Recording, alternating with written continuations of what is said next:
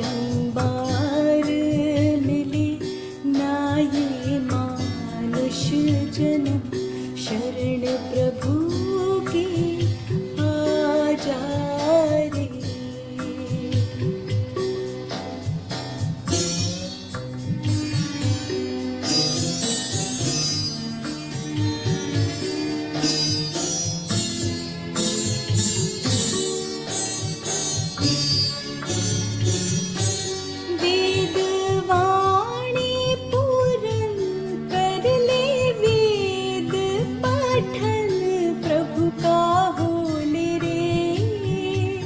इसका हर एक वचन है अनमोल रतन, ऋषि मुनि बोले रे। पाले प्रभु प्रीतम छूटे जन्म मरण, शरण प्रभु की आ जा रे। पल पल जीवन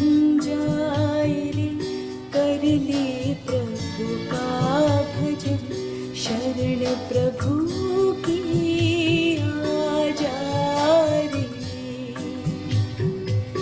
बारंबार मिले ना ये मानुष जन्म, शरण प्रभु की आ जा रे। शरण प्रभु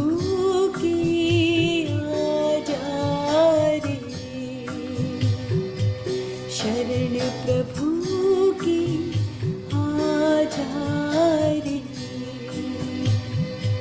शरण प्रभु की आ जा रे।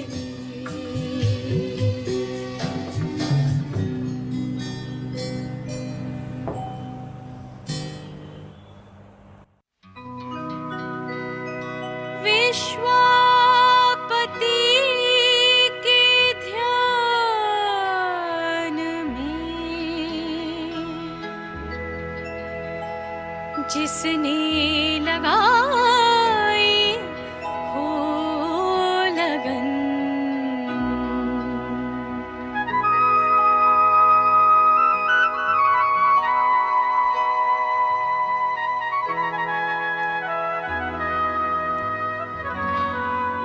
विश्वापति के ध्यान में जिसने लगाई हो लगन, क्यों ना हो उसको शांति, क्यों ना हो उसका मन मगन।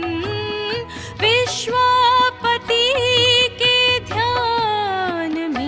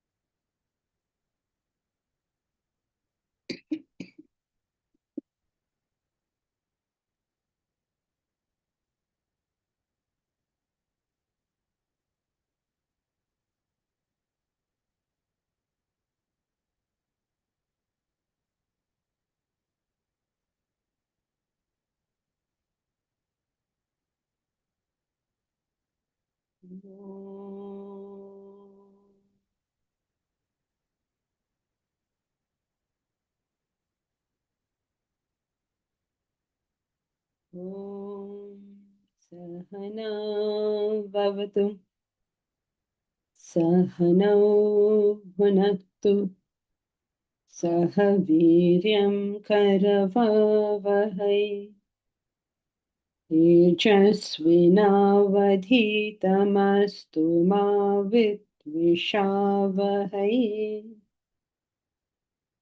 ओम शांति शांति शांति।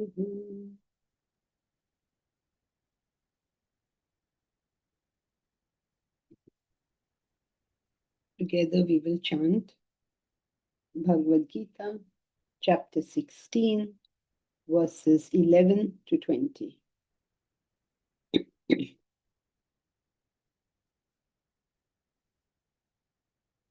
चिन्तामपरिमेयां च प्रलयान्तामुपाश्रिताः कामोपभोगपरमाः एतावदिति निश्चिताः आशापाशशतैर्बद्धाः कामक्रोधपरायणाः ईहन्ते कामभोगार्थम्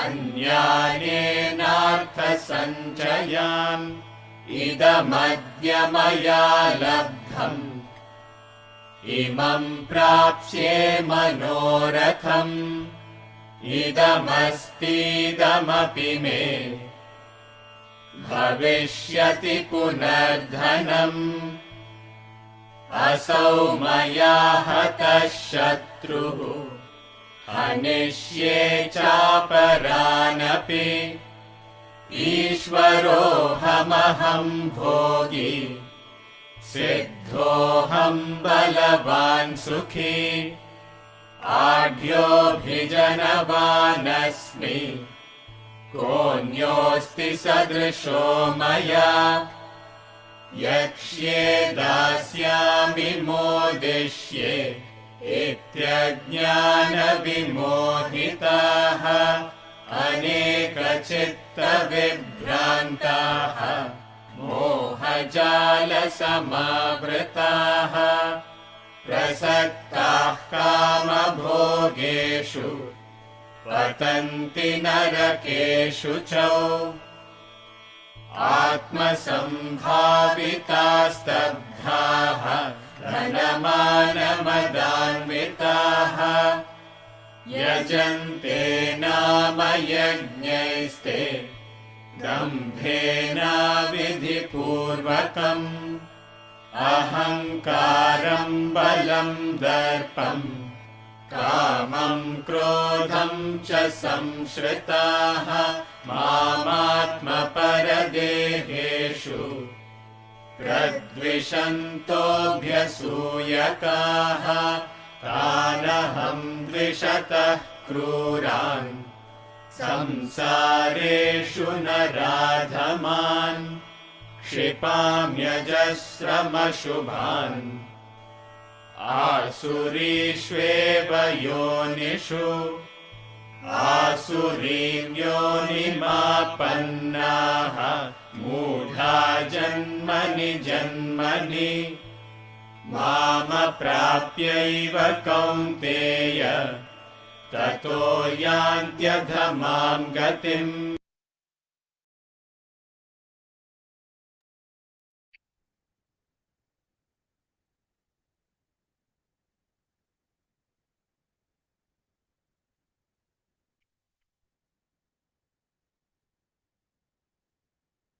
We were studying the vritti, the characteristics of the asuric type.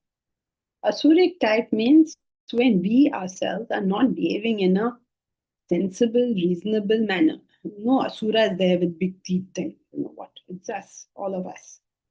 We behave in stupid ways sometimes, and he's drawing our attention to this. So what is this nature of this person who is asuric? Asuric means not a sensible, mature way of living life. The predominant characteristic of such a person is his ignorance, his belief in his knowledge, the absence of his intellect. All the three are the same.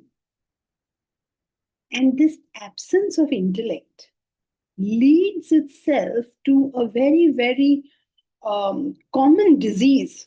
And that disease is known as acquisition and enjoyment. All our life, every one of us, because of the absence of the intellect, spend our time in acquiring something and enjoying something. These are the two main motivations of a human life. It's the most pathetic thing, and yet it is the most true thing. What do you do? Shankara refers to it in his Bhaja Govinda as Kanchana and Kamini. Two things that we're all looking for. What is Kanchana? Wealth. What is Kamini? Woman. What it means is wealth is what you acquire so that you can enjoy. And Kamini refers to the enjoyment itself. Kamini can be taken by man and woman, not necessarily only a woman. So, what it is, what we spend our life doing is acquiring. To acquire some money, I have to acquire a wife, I have to acquire reputation, I have to acquire this, I have to acquire that. What should I say? A whole lifetime is merely acquisition. And some people who are not so deeply into acquisition are deeply into enjoyment. Which party am I going to? How much am I going to get to drink or eat or whatever? Acquisition means everything. I'm going to acquire, trying to become, I don't know, get titles and medals. I'm going to acquire health. All acquisition. And then what do you use this acquisition for? For enjoyment. The sense objects are the highest aim. A totally selfish, self-centered, enjoyment-based life. Now, when we talk of an enjoyment-based life, remember that if you're completely disciplined, okay, you're getting up at this time and then you're doing this and then you're doing this, you've got a complete routine in your life. Are you out of this acquisition and enjoyment? No. What is that routine for? You getting up and, I don't know, going for your exercises and then going to work and then going in the evening for a party. A very organized life. But what is it for? Just so that you acquire better and you enjoy better. So, what is the main difference between the Asuric person, that's us, and the Sadak, which is also us? What is the main difference?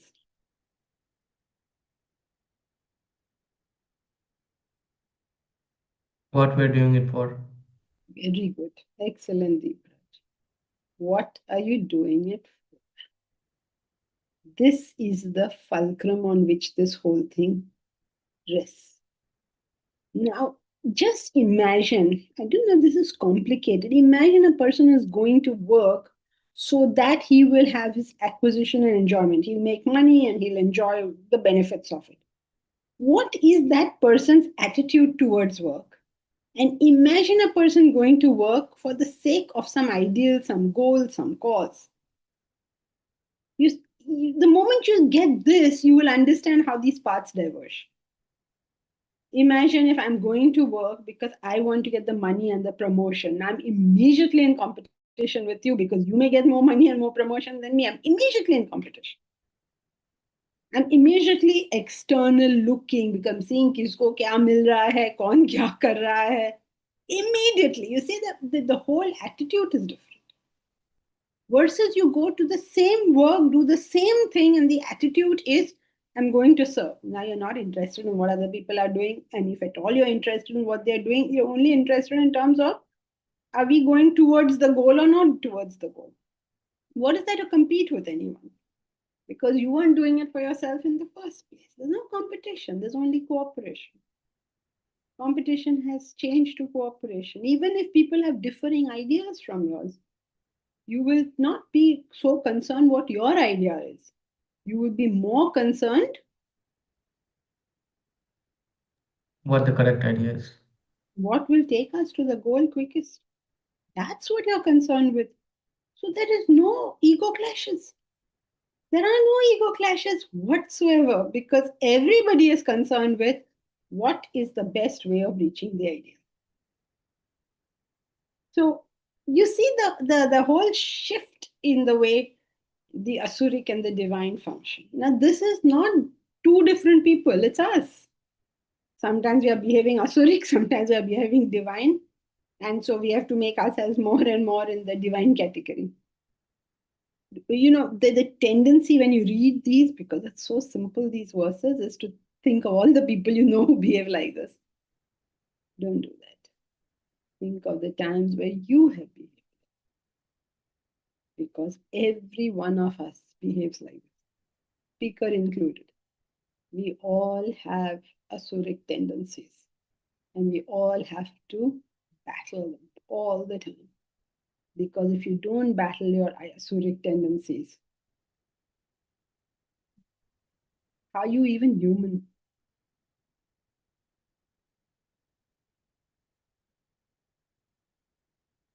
What's the point of being human?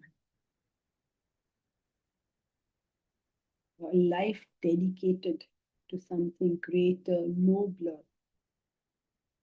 hopefully all the way up to divinity, is a human being's life. Anything else is an animal's life. If you have their dogs, they're two dogs, they're friends, and you put some food in front of them, they go at each other. Similarly, do we want to behave like that? The moment there's a clash between somebody else's desire and my desire, am I going to go, is that human behavior? Or will you figure out ways by which the whole process can move forward? So when you don't live that divine life, what happens? Chintam aparimeyam. Unending worries, unending cares, troubles, unending. And they end only at death. Finally, you breathe peacefully when you don't breathe. What is the use of this? All of life is spent being agitated. And then finally, gone. I have to be happy today and now. And there's only one way to do this. How can I be happy today and now?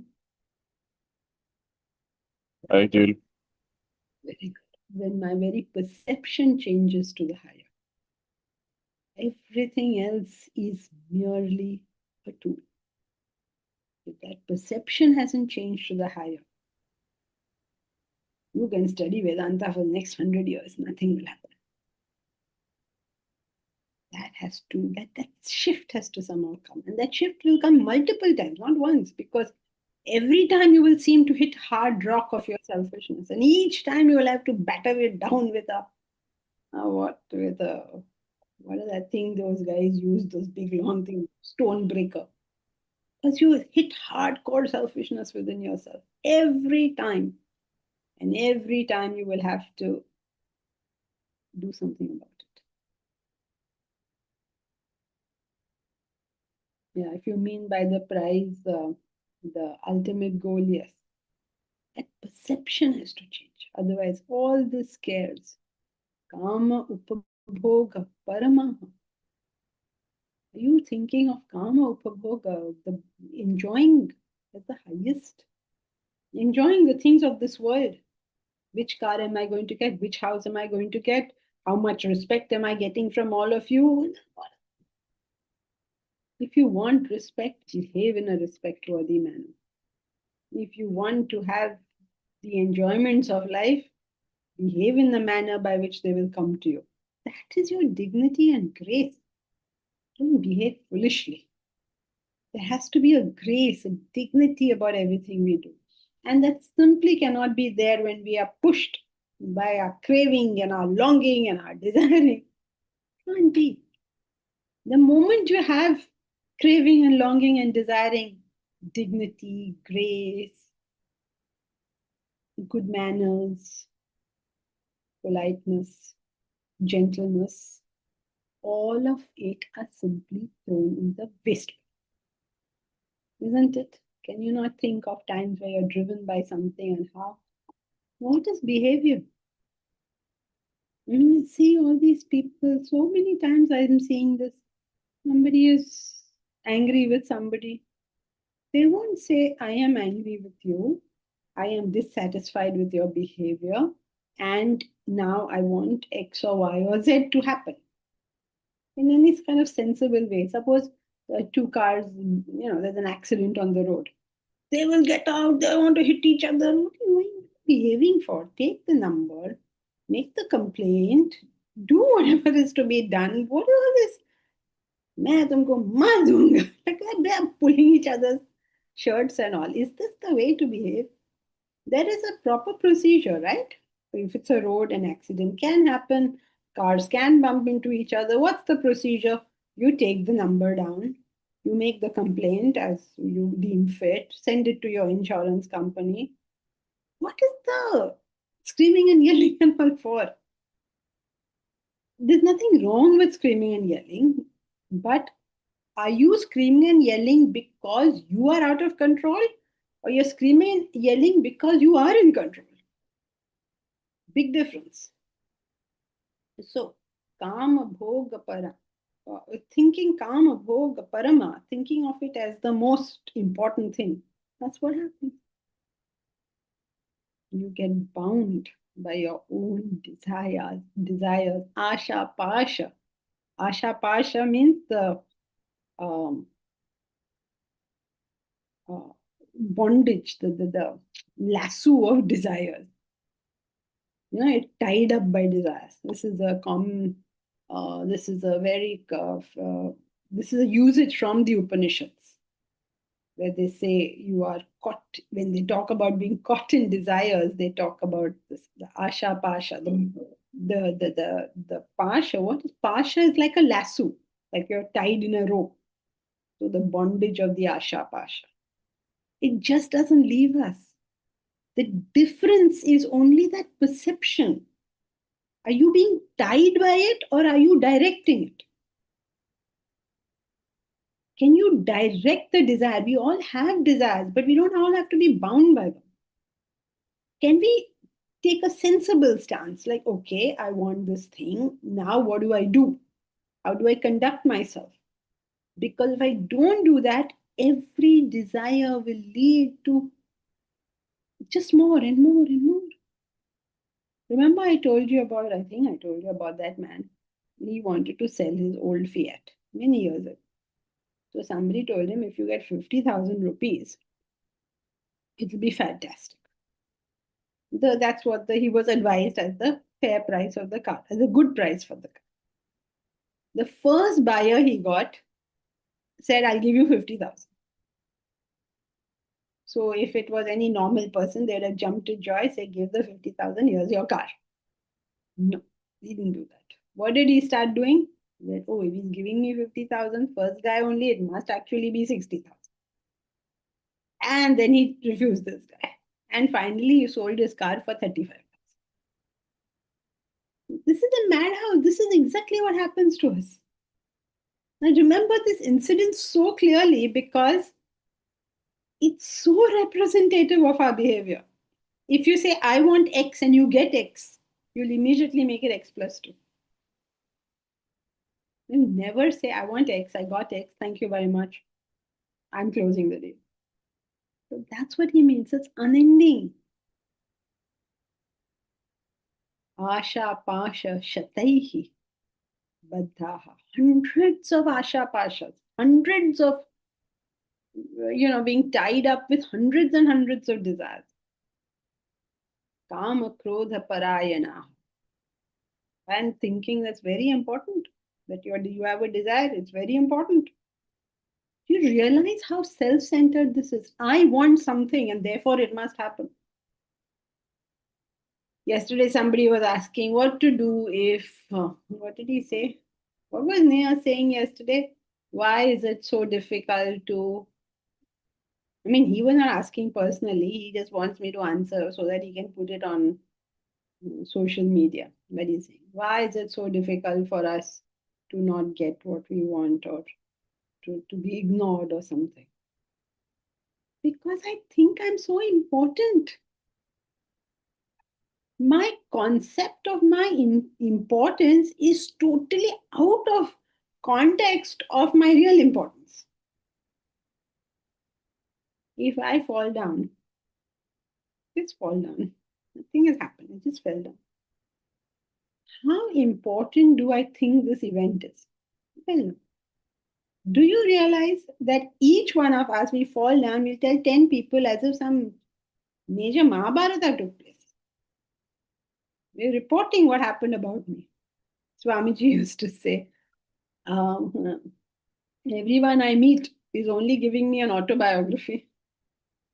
All that every time we hear so much about the greatness of people, and the only person who is great has ever said so. So everyone, I did this, I did this, I did this. So मैं क्या करूं? Do it. If you do something good, there's nothing strange and unusual.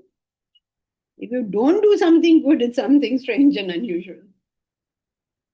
So thinking of your desire and your anger and your everything as supreme, so important. Oh, this is making me angry. Therefore, you people all have to stop whatever you're doing. It's my right. I'm entitled. I'm not happy with your behavior. Therefore, stop it. Do you realize what sense of entitlement there is over here? And each one of us behaves. If you're sleeping at night, very irritating thing it is. Really irritating. You're sleeping at night and then somebody starts doing something. They'll do carpentry at 12 o'clock at night. Why are you doing carpentry at 12 o'clock at night? Or they'll start blasting some music. Or over here, I live on the 3rd floor. On the 2nd floor is a sort of hall where people can meet or whatever. 12 o'clock at night, 2 o'clock at night, they go there and they're chatting and all that. They go to your home and chat? No. Why should you go down and chat at 2 o'clock at night? Anyway, so irritating, right? What is our instinct at being woken up like that? Our instinct is, I am being disturbed, you stop it. And we feel entitled. I also felt entitled. I felt, what nonsense. I phoned up the guard and I said, stop this nonsense. What is this? 2 o'clock at night, you're making noises here? And I put it on the, in a group chat and all the next day. What is this nonsense? Very entitled.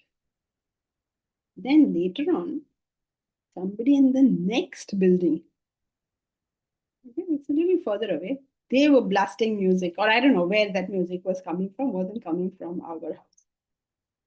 I realized because I have access to these people, I can tell them, no, stop it, don't do this. It's 2 o'clock at night.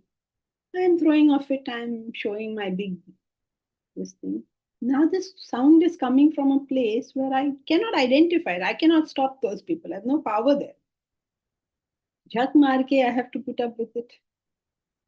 Then why was I feeling so entitled and so wronged when these people did it?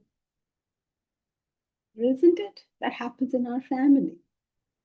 Because we have the power, because we can shout to them and say, don't do it, don't do it, don't do it. We do. Entitlement. Now, that is objectivity. What is- Other doing something, somebody doing something, you are keeping quiet, that is objectivity. yes, no, it would have been more objective. I kept quiet if my whole building was doing it. It's where I have the power to shout, I'm shouting. It's a sad thing. I mean, I didn't shout, but I did tell the guard, please tell them to peter down their noise. But I'm just talking about the concept of it. Now, when they're playing somewhere where I have no access, what can I do? I have to put up with it. If I could put up with them, why didn't I put up with these people? The point to see over here is our feeling of entitlement. You have no right to disturb me. And that only works on people where we can do all this. Feeling that I am right and you are wrong. I remember many, many years ago, Swamiji had told me. The worst, I told him about something. I don't remember what it was. I told him something about it. And he told me the worst feeling is when you think you're right and the other one is wrong. Just so sure I am right and you are wrong. That's what he's saying. Kam, krodh, parayana. My calm, my krodh. My calm means not English calm, Sanskrit calm. My desire, and my krodh. Parayana, supreme, great, important. Anything you do to interfere with that, oh boy, you're so wrong. Yes, Momita? I didn't get what is wrong with the action itself. Is it that it came from entitlement? And if it had come from, like, say, concern for the other people in the building, that they're getting disturbed, then that would have been okay. No, the point of this example is not that the action was wrong. Of course, you have to take that action. People shouldn't do this. That's fine. But the feeling, I'm not talking about the action here, I'm talking about the feeling. Huh. The feeling that, how can you do this? Oh, what nonsense is this? That feeling of, I'm asleep, why are you making noise? Or we are asleep, why are you making noise? Okay. But if you'd done the same thing without that agitation, then that would have been. No, action would continue to be right with or without agitation.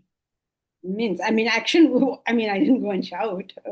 I called up security and I just told them that please go and check the noise that's being made. Which was, as an action, it was fine. The point is not the action. The point is that feeling that arises in your mind about, you're so completely right and they're so completely wrong and they definitely should not do this.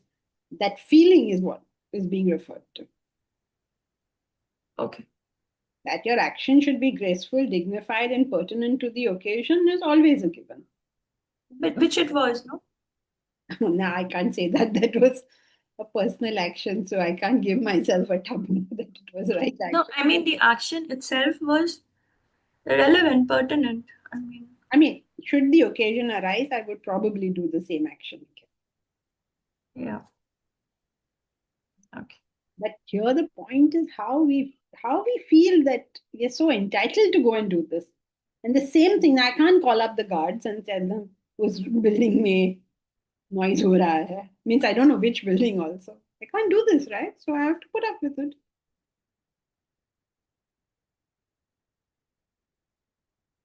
So when you think of your own desires and your own feelings and your own emotions and your own anger as paramount, what are you doing? Collecting.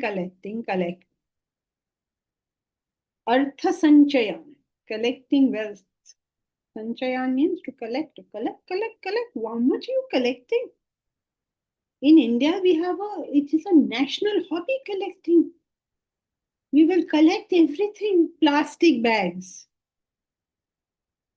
worn out clothes.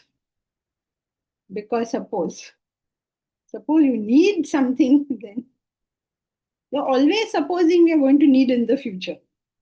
But we need cleanliness and organization today. That we don't want. But in the future, I may need something. I'm concerned about that. What a national hobby we have created. Collection is crazy in this country. How many pairs of glasses do you have which are of an older number, which you're never going to use again? How many watches do you have which are broken and unusable? Or pens that cannot be used?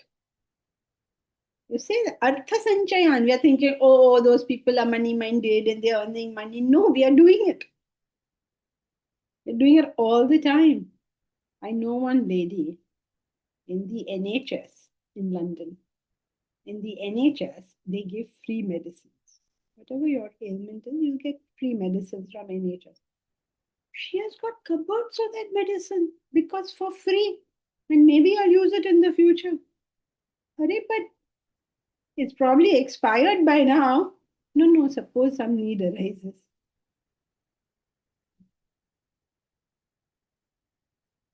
Artha Sanchayan, collection. When did you last go through the stuff in your cupboard or in your house and say, let's chuck all this out?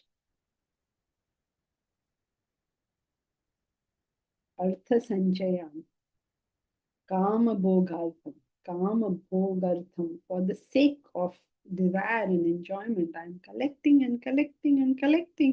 and never enjoying. Just never enjoying. Anyayen. And I add one more level to it. Even with anyaya, I will collect it. Even unjustly, I will collect it. Unsatiable desires give rise to insatiable cares. Actually, I don't know why all this is being explained, because it's so self-evident. Isn't it all self-evident? Very, very simple chapter this is. You notice the simplest chapter of the Gita. Nobody's agreeing. You agree, no? Simplest chapter. Yes, yes.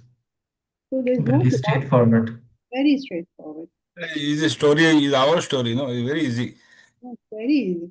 It's like look at what he come. Now he's gone even lower. Now he's going to say how these people speak.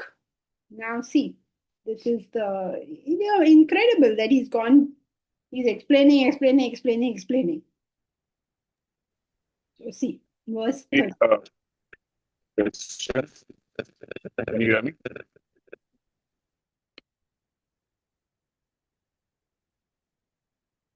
No, I can't hear you, but I can now see the chat. Bharat. So without a higher pursuit, acquisition and enjoyment in its modifications will be the default level. That's correct.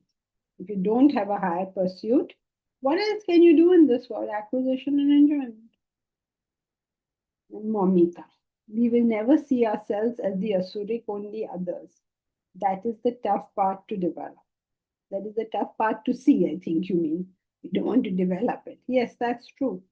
We won't say we never see ourselves as the asuric, but our vision of ourselves as asuric is limited, and because our attention is extroverted and always looking outward. But actually, we know all the truths about us, so it should be very easy for us to see what is so wrong with me. But I must be willing, yeah. Seeing what is wrong with me is I think one of the most important things. But when we say seeing what is wrong with me, unfortunately, people take that as a way of berating themselves. It's not meant for us to take a whip and say, oh, I'm so bad. In the road, they come with that whip and they teach themselves. Seeing we are bad is not, it's not a whip we are using. It's just a recognition of what the current condition is and where we have to reach. I mean, it's a very objective kind of thing. It's not a negative kind of thing. Because in everything that I am bad, there are people worse. And in everything that I am better, I could be better, or others are better. There's always our entire band of the lowest and the best is not an absolute. I have myself been much worse, and I will in the future be much better. It's not a absolute. This is bad, this is good. Maybe my worst thing is now very good compared to my worst thing, let's say 3 janmas ago. So there is it's not meant to berate ourselves, not meant to look down upon ourselves, because we are the self. We don't look down on anybody, not ourselves, not anybody else. We are all equal. We are the self. Everybody is the self. Everybody is divine, including me. Not only others are divine and I am an asura. We are all divine. We are all, that's what Krishna told us, right? He said, worry not, you are of the divine. Told us. Because now he's telling you all asura, asura. Say, oh my God, main aise bhi hu, main aise bhi hu, you'll say. So he says, do not worry, you are of the divine. Everybody is of the divine. The worst person on the surface of this earth is of the divine. So once we have that, there's no berating ourselves, hitting ourselves, behaving like, oh my God, it's so bad, I'm so this. This is all ego states.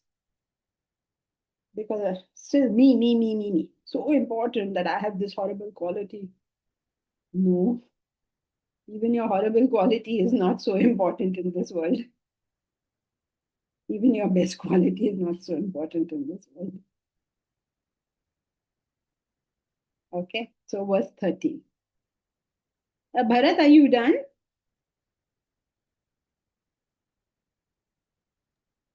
Yes, thank you.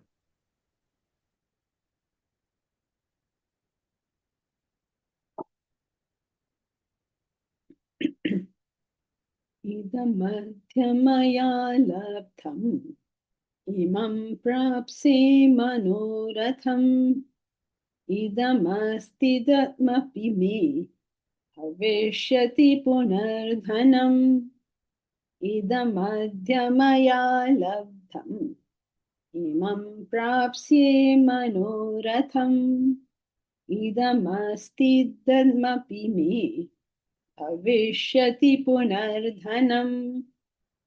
I don't know where he can go from here. Idam. Idam means this. Adya maya labdham. This has been obtained by me. Maya labdham. By me, obtained. Adya. Now, today. Today I have obtained this. Imam prapsyase. This I will obtain. Manoratham. The object of my desire, that one I'm going to obtain. Future, so past and future. This past, no, present. I have obtained this. I am going to obtain that. Idam, this. Idam asti. Me. This is mine. Bhavishyati, will be. Punah dhanam. This much wealth I have got. And in the future, I will have that much wealth. Please note, he's actually telling you how he speaks. This today I have gained. This object of desire I shall obtain. This is mine.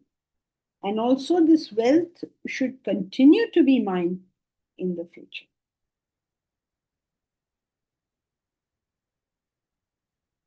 Do you remember saying things like this? This has been gained by me.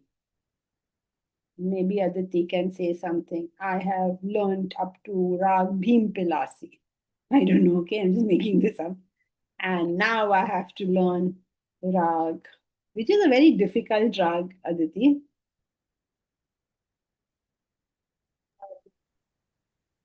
Janki ji, all rags are difficult depending on the level of No. of, Yaman and all is difficult. Okay. Yaman is the simpler rag. Yeah, because I remember I was sent off for music lessons as a child, as we all are, and we had to do Rag Yaman. So I'm assuming it's this rag I have done today. This rag I will do tomorrow. You know, this I have gained. This I will do tomorrow. Deep Raj is saying, I have done my post graduation in mathematics. Tomorrow I will gain my PhD in mathematics. Jayashri is saying, so many funds I have raised for Vedanta University. Tomorrow I will raise so many more funds. Can be, no? Please note. I'm not saying any of these poor people are saying things like that, but just see how it can function. This book I have written, tomorrow so many books I will write.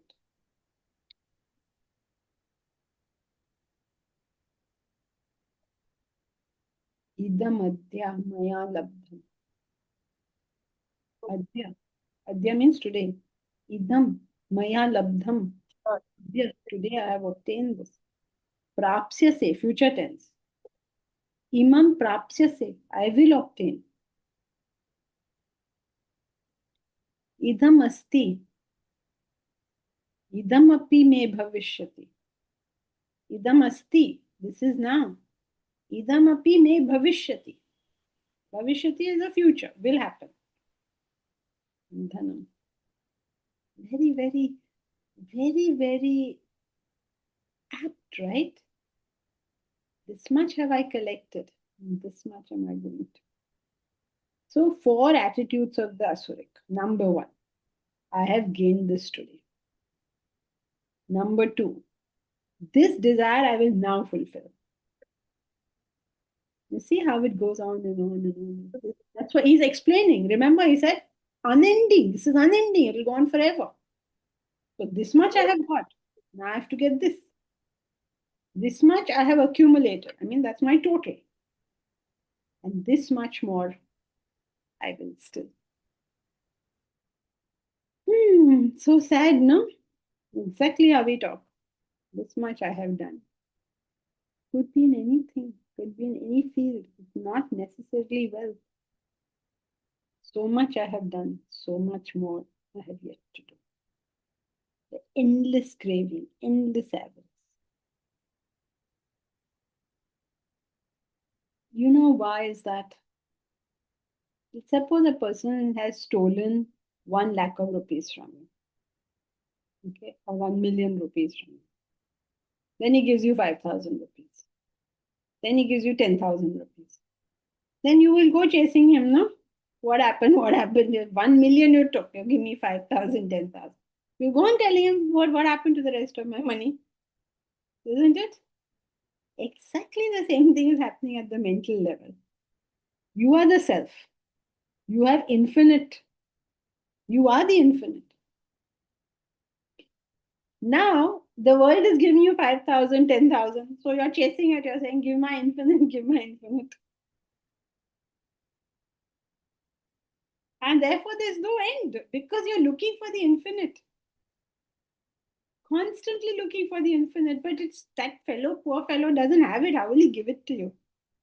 That he's giving you 5, 10,000 only. You should say, thank you very much. Why was I such a fool to have given him 1 million? So that's what is avarice? Where is avarice coming from? You're seeking your own infinitude. But you're seeking it in the wrong place. And that's what makes it asuric. You cannot help seek the infinite because that is yours. That is you. But why don't you seek it in the right place? If we seek it in the right place, we'll get it. But when you seek it in the world, it is merely avarice. This I have done. This I have yet to do. You cannot gain it by indulgence in the world. You can only gain it by reaching the self. Ramatirtha gives this beautiful example of the snares of 99. Have we ever done the snares of the example, the beautiful example of the snares of 99? There was No. Huh? No, Done it? no, Janki ji. So there was a man and a woman. They were very poor, but they used to earn on a daily basis, daily wage earners. On most days, they used to earn enough to eat and feed themselves and live in their little kutia, and they were living a happy life. They were happy with it. Most days, they got their daily wages and they ate and they were slept to keep. On the neighboring plot was a very rich man. He was very rich and he was very miserable. And one day, his guru came to his house, a sage came to his house. And the rich man asked the teacher, the sage, I am so miserable. I have everything. I'm still miserable. I don't know why. Can you explain why I'm so agitated all the time? So the sage said, okay, I'll tell you, but you have to give me 99 gold mohurs.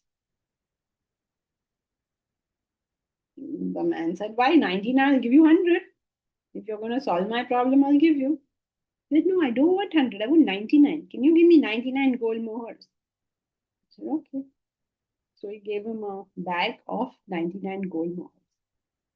And then at night, the sage took the rich man and they both went to the poor people's house.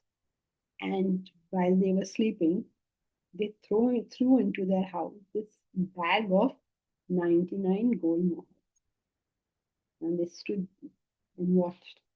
So when the couple woke up, what happened? I don't know. See, there's no grills on their windows. In fact, there's no windows. It's easy to throw anything into their house. So then they go, what happened? What's the noise? So then they got up, they saw a bag. What's in this bag? They opened it. Gold mohurs. Oh my God, gold mohurs. Can you imagine? Daily wage earner getting one single gold mohr is like his, in those times, year is taken care of. Then they said, oh my God. And they start counting. And they counted, it was 19.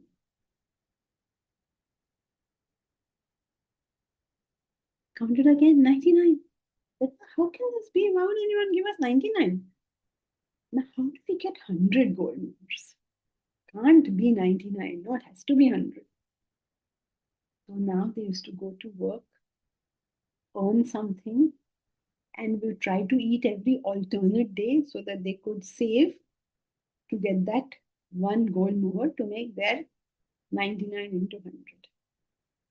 And their happy life became miserable.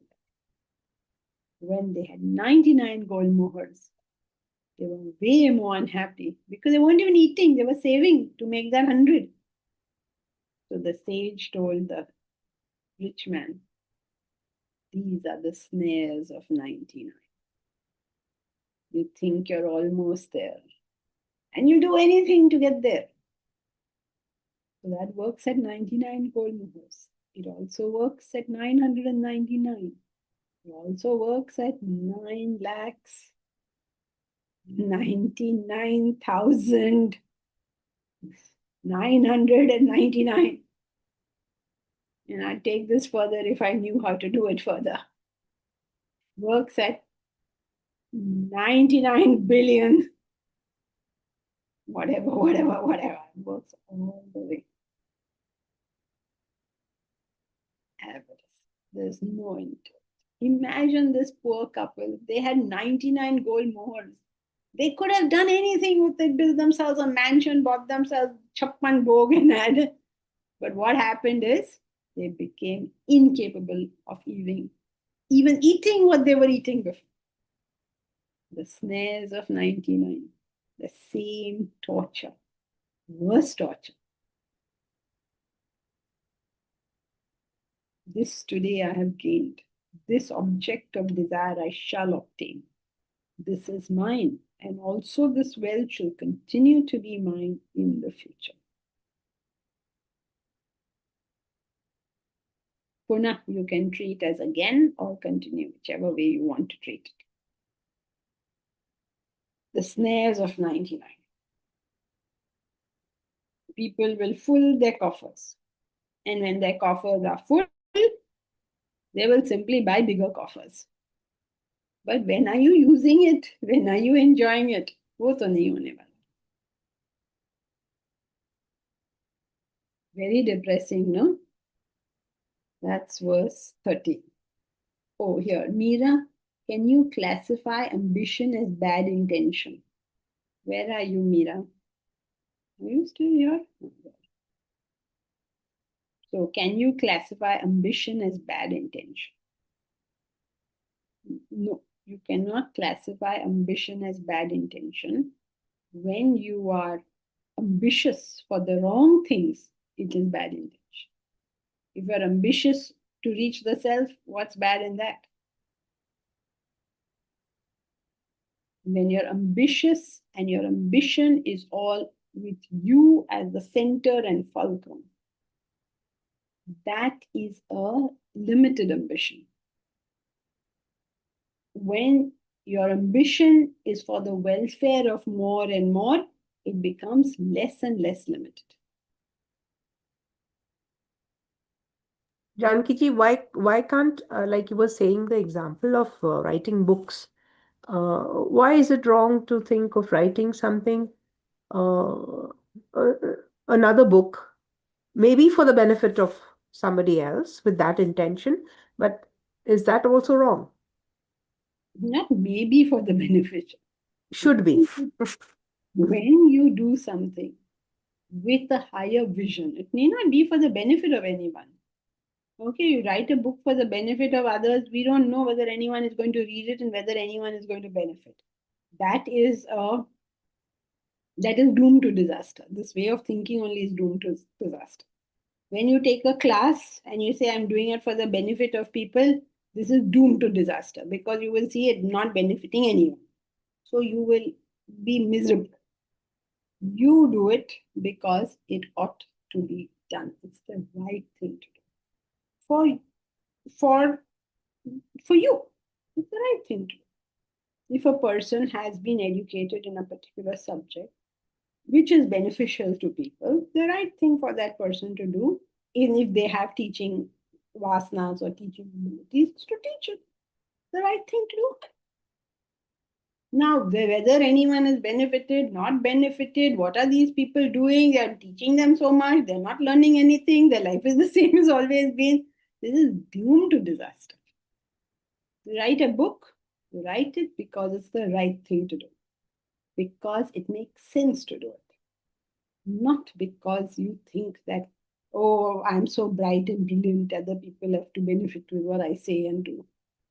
No, it's the right thing to do. You're expressing something that needs to be expressed. That's it.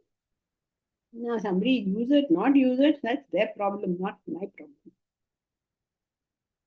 So, depends on your vision. Remember, the only difference is the perception you have. That's what this whole class is about. What are you Thank you, here Janki for? ji. Janki ji, Yeah, I can't see. Who is this? Nikita, Sachi is written. My name is written as Sachi. Oh, okay. Just wanted a little light to be thrown on. We all are working for some other this thing to spend our time, whatever. So suppose I'm working I myself as a corporate trainer. So I am working to deliver the knowledge so that the people can use it and make their life better. This is my intention for working. So since I have the right intention, it is right to do that thing.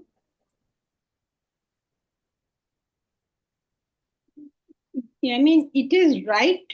It is right so far. I mean, I don't know the rest of it, but so far, what you have said, this portion is correct. Right. So I should not be thinking okay, whether I am doing for my ambition or I am doing my purpose for doing is to help others. So I feel that since my purpose is right, it is going to take me, okay, my goal is for self-realization. That is my goal of life. But since I am a human being and I have to work, I have to do the karmas, I am doing this for helping others. Yes, this is your karma yoga. Yeah, Correct. So far, so good. For me, it is a seva. Well, I'm taking money for that since that is how it works. If I'm doing it just for an NGO or something, maybe I'm not that able to reach so many people right now. That is my present position. So then it is fine, right? Yeah, but why would you? I mean, I don't know. What contradiction are you seeing? What will you take by my saying fine? Now, whether you take money or not has got nothing to do with whether it's seva or not. No, presently you said that ambition is bad intention when you are doing it for the wrong thing. Okay, so for me, self-realization is my goal. So whatever I do to get closer to that is right. Right. And this is, I'm just spending my time to doing my karma, whatever seva I can offer and whomsoever can benefit out of that. Right. But So what is the contradiction you're seeing? Everything you're saying is aligned to what we just said. So I don't know where's your contradiction. So when you said ambition is bad, when you are not doing it, when you are doing it for the wrong thing. So how would I differ from a wrong thing and a right thing? Okay. So when you're doing it merely for the sake of your reputation, of your money, of your everything, of how great I am, how much better I am than you, everything is about me, then this is what makes it limited. Now, we don't use the word wrong, we use the word limited because there are people worse than that. You Okay. are doing work, let us say a person is doing his work for money. Right. So we call this limited. Why do we call it limited? Because there are other people who are stealing things for money. Okay. So there is always a gradation, right? So we don't use right and wrong so freely. So when you say I'm doing something for money, we'll say that is limited. Okay. You say I'm doing it so that it will be beneficial to people, that is less limited. And when you say that I'm doing it for self realization, that is the least limited. So it's just different degrees of limitation. Okay. Okay. Can you give an example if you don't mind for the same? The same thing. If I steal your money, Okay. I'm going to start using good and bad so it's easier.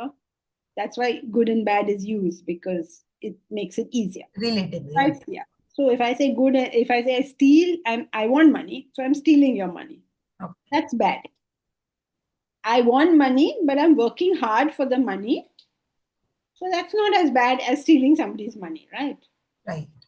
Now I'm working for a cause. Like you say, I want to do corporate training so that other people are benefited by it. Right. So this is better than The working works. for money. Yeah. Okay. But they're better and better and better. There are always better things to do. So as a person, Something better than doing it to benefit others is right. to say, I'm doing what I am capable of to the best of my ability for the sake of the self.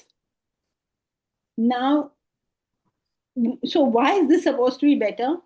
Because when you do something to benefit another person, especially in terms of knowledge and education, you are actually helpless.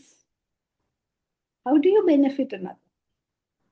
You may spend 40 years trying to benefit people, but unless they take it up and dedicate themselves to their own development, what can you do? You're a helpless witness of it. But you are at least doing your karma, right?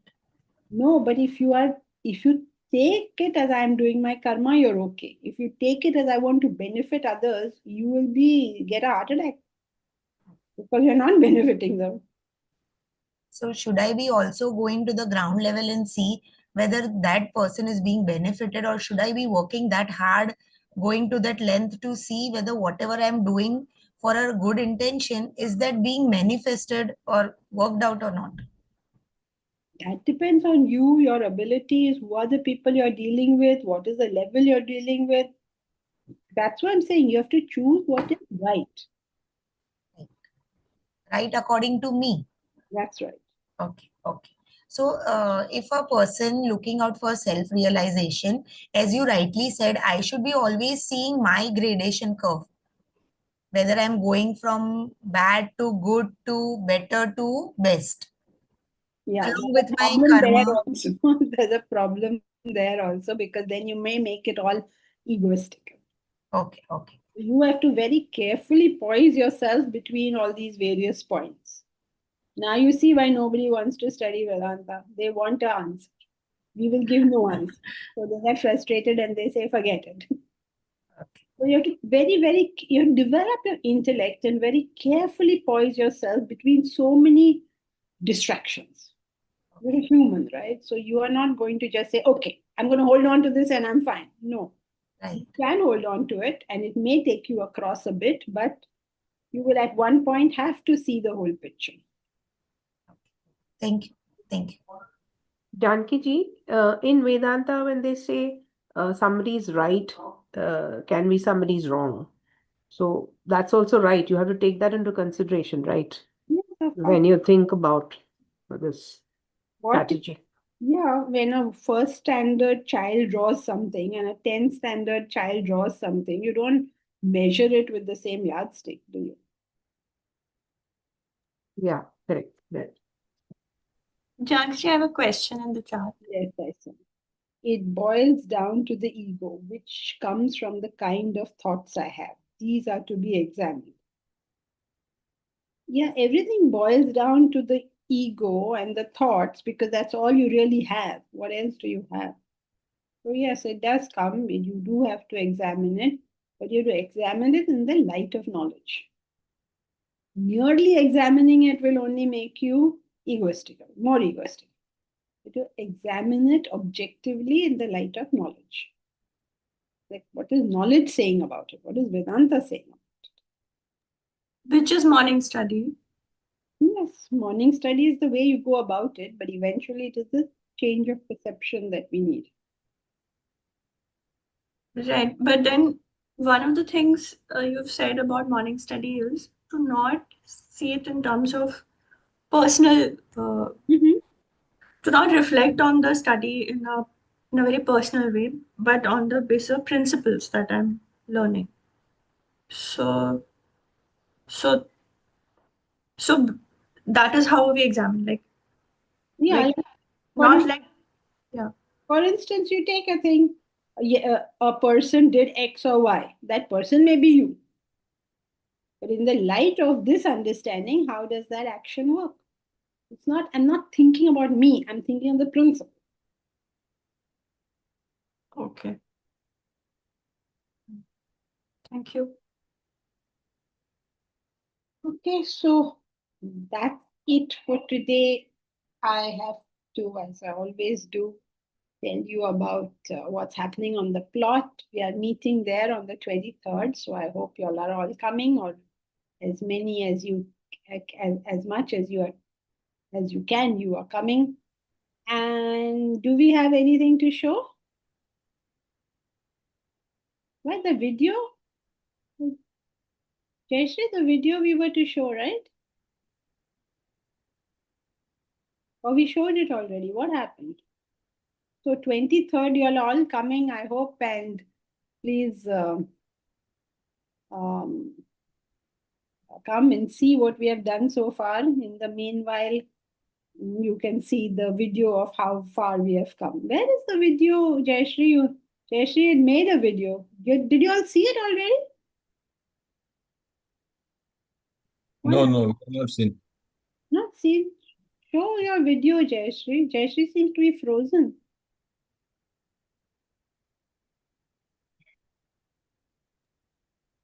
I saw it on the website. Yeah. Is that the video? Is that the video? Mahesh, have you put the latest video? No, we probably wouldn't put it on the website because like every week now things change, right? By 23rd, all the finishings and all are going on. So it's going to sort of keep changing. Omkar, you don't have the video? I'm sure I have shared it. No, but I'll still look it up if I have a minute. Where is Jayashree? She seems to have. How come you people are not keeping it ready nowadays? Okay, so basically everything is going on fine on the plot. The 5 cabins are up. 6th one is coming up. We are now doing all the finishings. If you have any views on interiors, you please say so now. Say so means you have to come there and see the various finishes and have a view, if any. And Jayashree, are you there? Can you send the video to Omkar? Deepra, I've shared it with. Yes. Otherwise, Yes. Okay, here we are. Shared it with Here is the video that Jayashree has made. That was, what happened? You skipped the entrance. Go back, go back, go back. Here, now she's, this is now it's coming. This is the entrance. This is the office library. This is our laundry room and staff quarters. Now we found the murti, over there. And these are the cottages coming up. How many are there in this? One more is to come. Just the foundation is there. And this is going inside the cottage. What happened? Why not showing inside the cottage? He's just repeating them. Oh, okay. I don't know what happened here. Okay, sorry, we are all But disorganized. there was a full video. Yeah, there was a full, you go inside, she's showing you all the things inside. No, it started looping that. That's why I stopped sharing. Hmm. Oh, Well, yes. what happened today, but apologies for this. But Omkar, put on the WhatsApp group. Yeah, once I have it from Jayashree, I'll put it up. Yes. all right, so then that's it for today. Hari Om. Hari Om Janki.